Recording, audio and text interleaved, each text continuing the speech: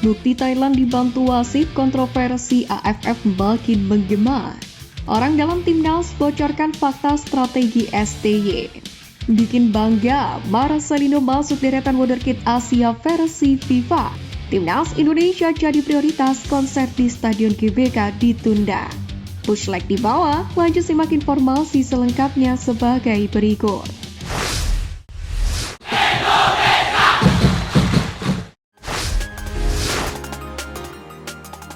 Bikin bangga, Marcelino masuk deretan wonderkid Asia versi FIFA.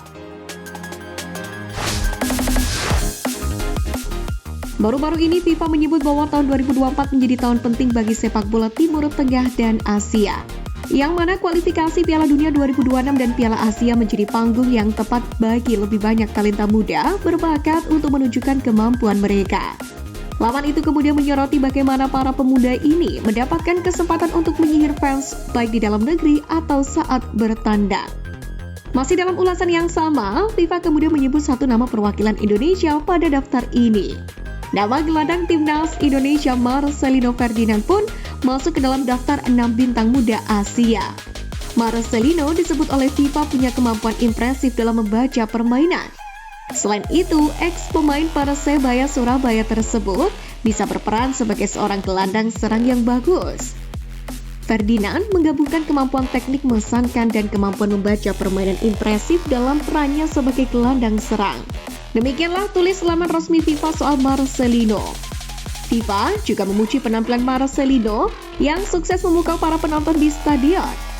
Salah satu penampilan ikonis yang disorot oleh FIFA yakni antara timnas Indonesia versus Arab Saudi. Kala itu Marcelino memborong 2 gol kemenangan 2-0 timnas Indonesia atas Arab Saudi.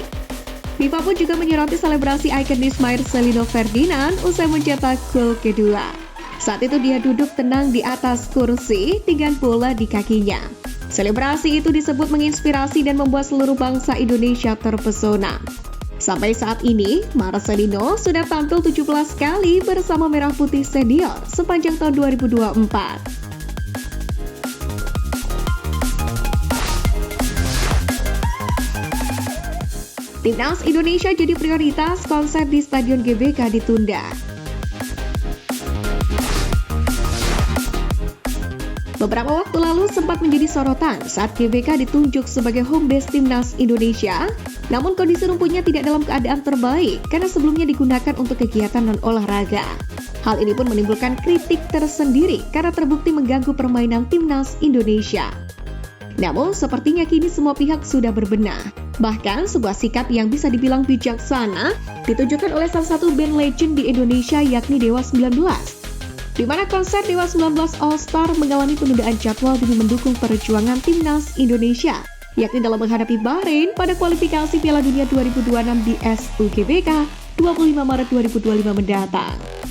Sebagai informasi, konser Dewa 19 All Star ini mulanya akan berlangsung pada 18 Januari di SUGBK. Hanya saja karena kekhawatiran jalannya konser bisa merusak rumput GBK, maka kegiatan musik ini mengalami perubahan jadwal. Untuk mendukung perjuangan timnas Indonesia yang akan bertanding di Stadion Gelora Bung Karno, jadwal konser Dewa 19 featuring All Star 2.0 resmi ditunda pada hari Sabtu 6 September 2025. Tulis pernyataan Dewa 19 All Star dalam unggahan Instagramnya.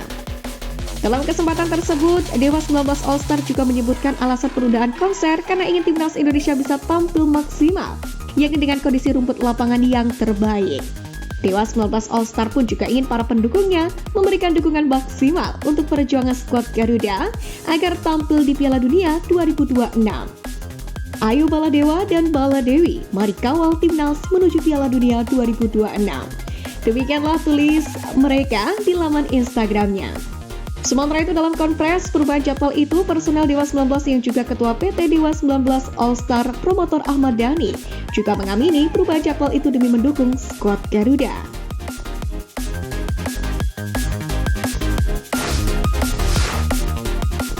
Bukti Thailand dibantu wasit, kontroversi AFF makin menggema. Pertama, Thailand dominan sejak babak pertama dimulai. Ya, sejak menit pertama skuad asuhan Masa Tadaishi menggempur pertahanan The Ascals. Namun pertahanan rapat berhasil diperagakan timnas Filipina asuhan Albert Capelas. Setelah melakukan gempuran demi gempuran, Thailand akhirnya membuka keunggulan di menit 37 lewat sepakan sang kapten Peradol Camarasamy. Padahal sebelum gol tercipta, terlihat jelas dalam siaran ulang bahwa bola yang dikuasai pemain Thailand sudah meninggalkan lapangan. Namun uniknya, wasit Kimura Hiroyuki yang memimpin pertandingan sama sekali tidak melihat siaran ulang alias video assist referee untuk memastikan bola sudah meninggalkan lapangan atau tidak. Padahal jika mau bergeser sejenak, gol yang dilesakan oleh Peradol Camarasamy ini bisa saja dibatalkan. Jika gol tersebut tidak sah, maka otomatis laga Thailand versus Filipina berakhir 0-0 di babak pertama.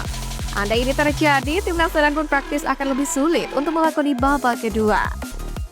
Kedua, tantang Vietnam di final Piala AFF 2024. Namun, nasi sudah menjadi bubur. Thailand akhirnya yang lolos ke final Piala AFF 2024 setelah menang 3-1 atas Filipina di leg 2 semifinal Piala AFF 2024 ini. Setelah gol Peradol Camarasamy, Thailand pun mengandalkan keunggulan lewat Patrick Gustafsson di menit ke-56.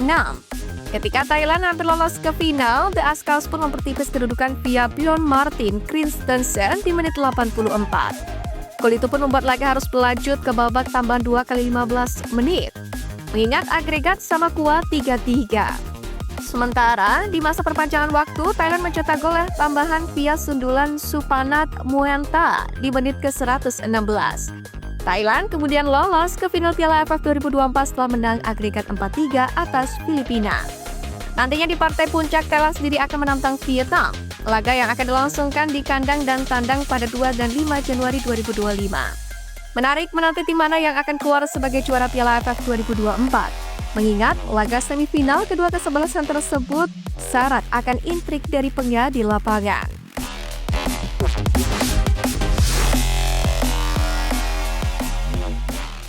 Orang dalam timnas Indonesia bocorkan fakta strategi SBY.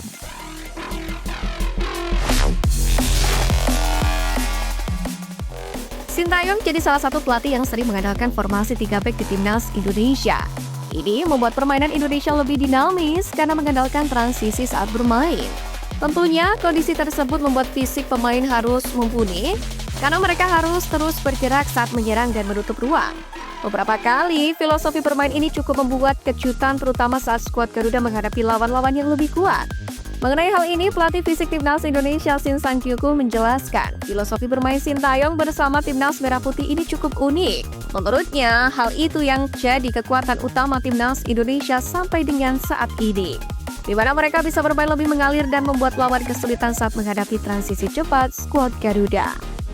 Pendapat saya sebagai pelatih yang sudah punya pengalaman bersama dengan Sintayong, filosofi sepak bola beliau sangat fantastis, sangat dinamis. Dia bisa memilih untuk tidak drop back dan ingin terus menyerang meskipun misalnya kita menghadapi lawan yang lebih kuat. Demikianlah penjelasan dari Shin Sang-kyu.